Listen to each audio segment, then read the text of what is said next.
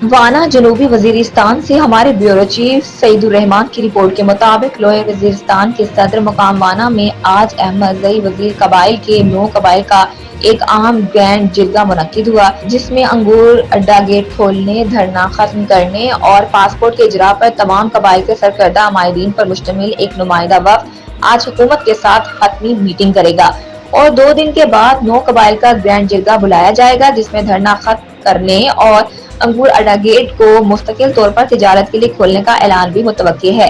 अहमदज़ई वजीर कबाइल के जिरगे ने हुकूमत से मुतालिबा करते हुए कहा कि चूंकि अहमदज़ई वजीर कबाइल पाकिस्तान और अफगानिस्तान की दोनों जानिब आबाद हैं और दोनों मुल्कों में आबाद कबाइल के मफादात मुश्तरक हैं और उन्हें अंगूर अड्डा गेट पर रोजाना हजारों की तादाद में कारोबार और अपनी जायदादों के लिए आना जाना पड़ता है, इसलिए अहमदज़ई वजीर कबाइल के लिए पासपोर्ट के इजरा की शर्त खत्म की जाए और जंग ज़दा कबाइल को इस सिलसिले में छूट देकर पासपोर्ट और वीजा लगाने से मुस्तस्ना करार दिया जाए। उन्होंने कहा, अगर हुकूमत पासपोर्ट के इजरा में वजीर कबाइल को रिलीफ दे तो आइंदा यहाँ अंगूर अड्डा गेट पर तिजारती सरगर्मियां बढ़ जाएंगी, जिससे इलाके से बेरोजगारी का खात्मा होगा। बेरोजगारी और गुर्बत के खात्मे के बाद लोअर वजीरिस्तान में देर पा अमन कायम हो जाएगा और इलाके में दहशतगर्दी की बढ़ती हुई अफियत खुद ब खुद दम तोड़ जाएगी। जिरगे में मुत्तफिका तौर पर फैसला किया गया है कि अहमदज़ई वजीर के 9 कबाइल ने अंगूर अड्डा गेट पर तिजारती सरगर्मियां बढ़ाने में मुकम्मल इत्तफाक किया है और अहमदज़ई वजीर के तमाम 9 कबाइल का मौजूदा इत्तफाक